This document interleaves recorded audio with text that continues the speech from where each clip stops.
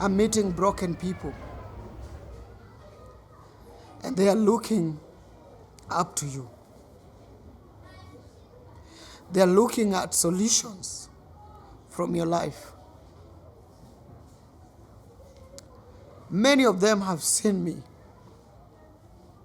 when I was nothing.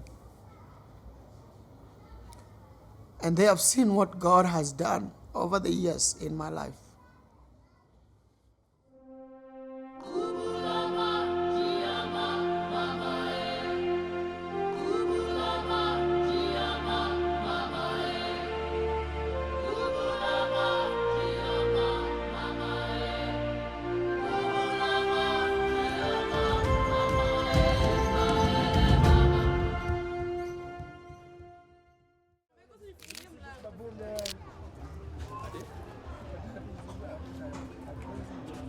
Life here is not easy.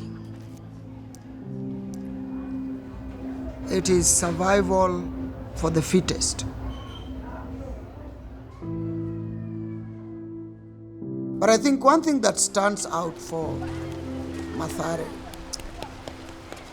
I see those people who have very little being able to come together when one of them is in need. This is Rev Ezekiel Aseka, Ayuku. By God's grace, I'm the lead pastor, Center of Open Transformation Ministries in Kenya. I'm born and raised in the slums of Mathare. This is my neighborhood. I was raised right here in this house.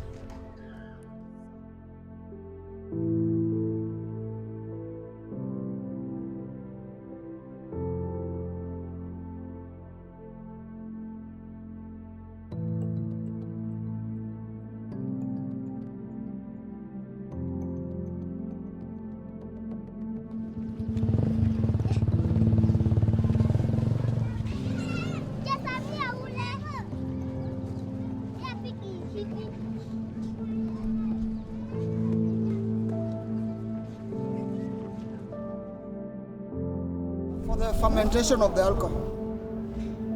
So I told you, alcohol here is the cash crop. It's all over. All over. In the year 1994, there was a great awakening that happened in Mathare here. I was still a very young boy. But I think running away from many troubles, together with my elder brother, we left church completely. And what we did is to join a gang. So I started criminal activities in this community at a very tender age. So it is at this point that one of the Fridays I got arrested. Somebody comes into the place, the hall that we were sleeping in. He told me, I want to leave you with something that you will never forget in your life. He prayed with me after sharing the gospel and prayed a prayer of salvation.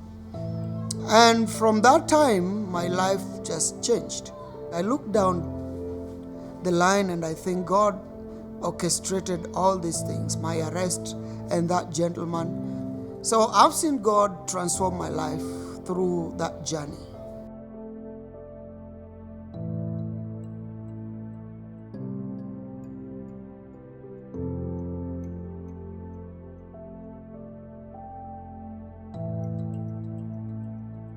I did not like my childhood life living in Mathare.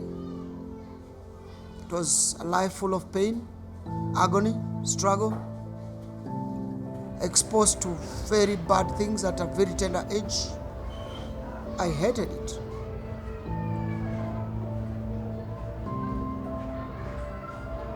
But today, I sit back and look at what God is doing. There's no greater joy that I have than to come in this community every morning.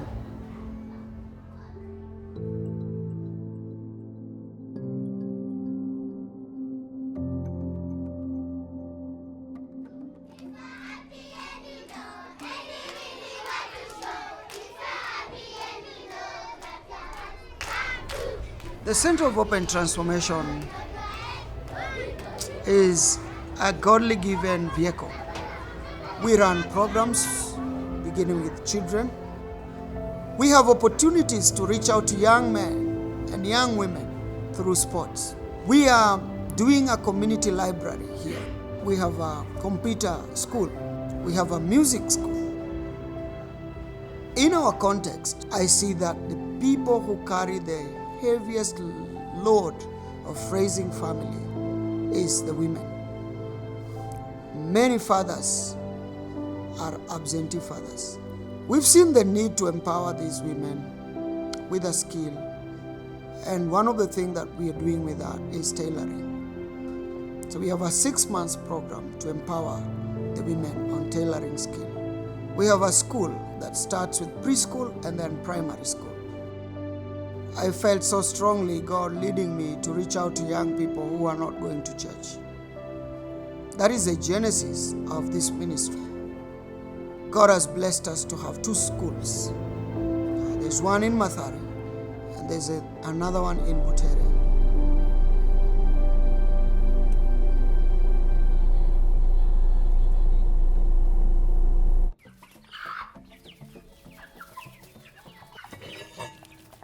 In Mathare, you are at the urban majority, but in Butere, you are looking at the rural majority. Many children who are raised in this community with parents who do not know where the next meal will come from sleep on an empty stomach. By God's grace, we provide 2 meals every school day. We want them to have education because that can take them out of the poverty cycles.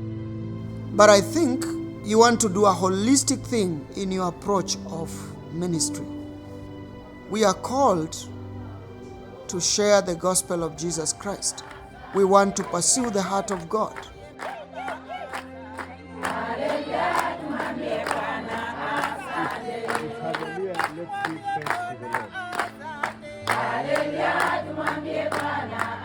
Center of Hope and Transformation engages the widows.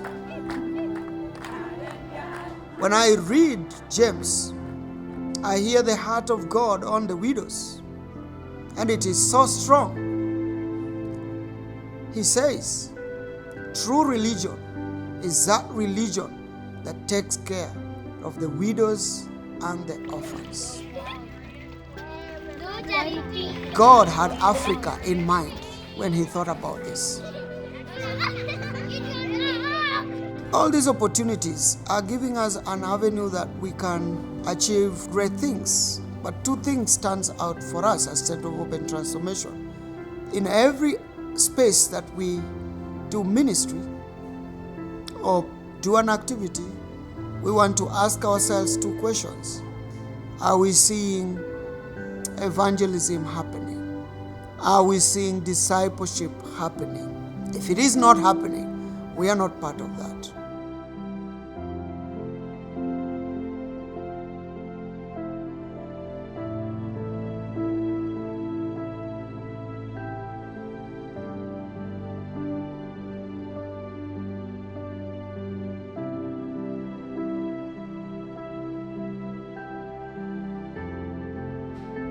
When God is calling on Abraham, there are things that he pronounces himself on. And one of those things he says is that I will bless you to be a blessing to the nations. The blessings that Abraham was going to be blessed with were not going to be for his own use only, but to advance God's love to the world. May want to tell us we don't have anything, but we have so much. This country is rich. Kenya has good people of great hospitality. If we'll see it in the eyes of God, beautiful, amazing, wonderful, you cannot desire for anything more.